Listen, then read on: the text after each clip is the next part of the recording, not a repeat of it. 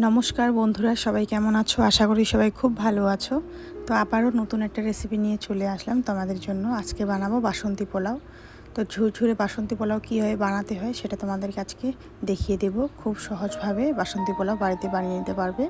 আর এটা কার না ভালো লাগে, কম বেশি সবাই পছন্দ করে বাসন্তী পোলাও। তো এখানে আমি সর্বপ্রথম নিয়েছি গোবিন্দভোগ চাল।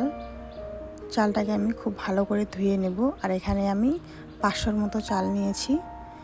এবার এর মধ্যে জল দিয়ে খুব পরিষ্কার করে ধুয়ে নেব চালটাকে।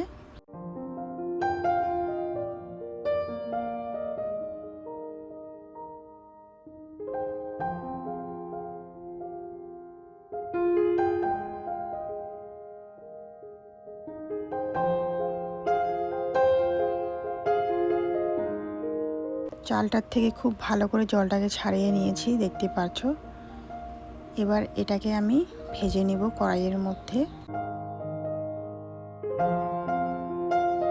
এদিকে কড়াই বসিয়ে দিয়েছি। এবার এর মধ্যে আমি সামান্য একটু ঘি দিয়েছি। আর ঘিটা ফ্রিজের মধ্যে ছিল, সেই জন্য একটু বেঁধে গেছে ঘিটা। সর্বপ্রথম আমি কাজু দিয়ে দেব। এবার দিয়ে দেব কিশমিশ, দিয়ে খুব ভালো করে একটু ভেজে নেব। কাজু কিশমিশ ভাজা হয়ে গেলে তারপর আমি চালটাকে ভেজে নেব।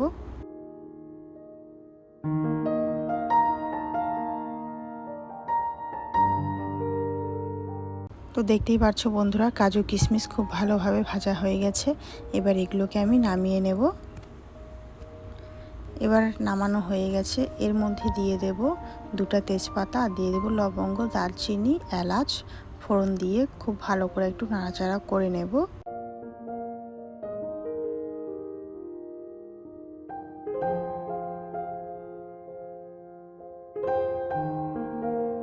এবার এর মধ্যে দিয়ে দেব আদা বাটা, দিয়ে খুব ভালো করে ভেজে নেব। একটু খুব বেশি আবার ভাজবো না, হালকা একটু নাড়াচাড়া করে নেব। এবার এর মধ্যে দিয়ে দেব হলুদ, আর গ্যাসের আঁচটা কিন্তু লো থাকবে। হলুদটা দিয়ে আবারও খুব ভালো করে নাড়াচাড়া করে নেব। এবার এর মধ্যে আমি দিয়ে দেব গোবিন্দভোগ চাল, যেটা আমি ধুয়ে রেখেছিলাম। এবার আমি খুব ভালো করে নাড়াচাড়া করে নেব, যাতে সব কিছু খুব ভালোভাবে মিক্স হয়ে যায়। আর চালটাকে একটু ভেজে নেব।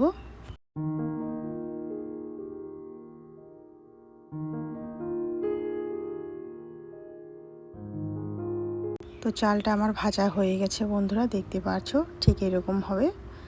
এবার এর মধ্যে আমি দিয়ে দেব কাজু আর কিশমিশ, দিয়ে খুব ভালো করে আবারও নাড়াচাড়া করে নেব সব কিছু।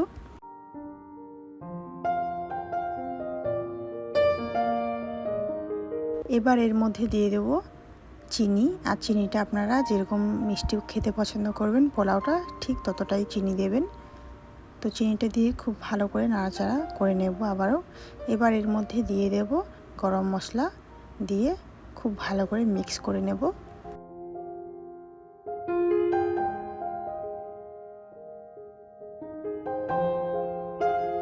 এবার দিয়ে দেব এর মধ্যে জল। আর জল ততটাই ঠিক দেবেন যতটা আপনারা চাল নিয়েছেন, তার থেকে ডবল জল দিতে হবে। আমি 3 বাটি চাল দিয়েছি, সেই বাটি দিয়ে 6 বাটি জল দিয়েছি। এবার খুব ভালো করে নাড়াচাড়া করে নিয়ে এর মধ্যে আমি দিয়ে দেব 4টে লঙ্কা, হালকা একটু ঝালের জন্য। আর লঙ্কাটাকে আমি মাঝখান থেকে ফেটে নিয়েছি, দেখতে পাচ্ছ। এবার এর মধ্যে দিয়ে দেব স্বাদ মতো লবণ, দিয়ে খুব ভালো করে নাড়াচাড়া করে নেব।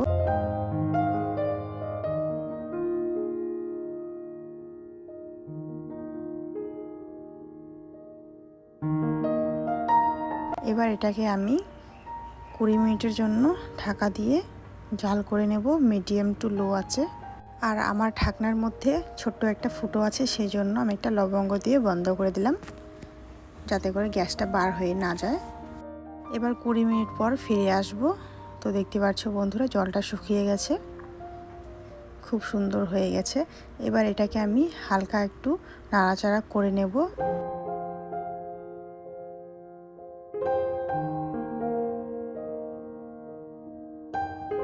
খুব আলতো হাতে নাড়তে হবে, না হলে পরে ভেঙে যাবে চালটা। তো আমার রান্না হয়ে গেছে বন্ধুরা। এটা কিন্তু এখন ঝুরঝুরে হবে না, এটা ঠান্ডা হয়ে গেলে খুব ঝুরঝুরে হয়ে যাবে। তো তোমাদেরকে আমি ঠান্ডা করে দেখিয়ে দিচ্ছি বাসন্তী পোলাওটা কেমন হয়েছে। তো দেখতে পাচ্ছ বন্ধুরা একদম ঠান্ডা হয়ে গেছে আর কত ঝুরঝুরে হয়ে গেছে বাসন্তী পোলাওটা। তো এবার আমি তোমাদেরকে পরিবেশন করে দেখিয়ে দিচ্ছি কেমন হয়েছে না হয়েছে। আর আজকের আমার রেসিপি যদি তোমাদের ভালো লেগে থাকে তাহলে অবশ্যই কিন্তু লাইক দিয়ে পাশে থাকবে। তো কেমন হয়েছে না হয়েছে আজকের বাসন্তী পোলাও রেসিপি অবশ্যই কমেন্ট করে বলবে। আর এরকম যদি একটা শাহী পনিরের সাথে যদি বাসন্তী পোলাও হয় তাহলে তো আর কোনো কথাই না। আমার তো খুব ভালো লাগে, তোমাদের কেমন লাগে অবশ্যই কমেন্ট করে বলবে বন্ধুরা। তো আজকের জন্য এতটুকুই ভিডিও, দেখা হচ্ছে পরবর্তী ভিডিওতে। সবাই ভালো থাকবে, সুস্থ থাকবে।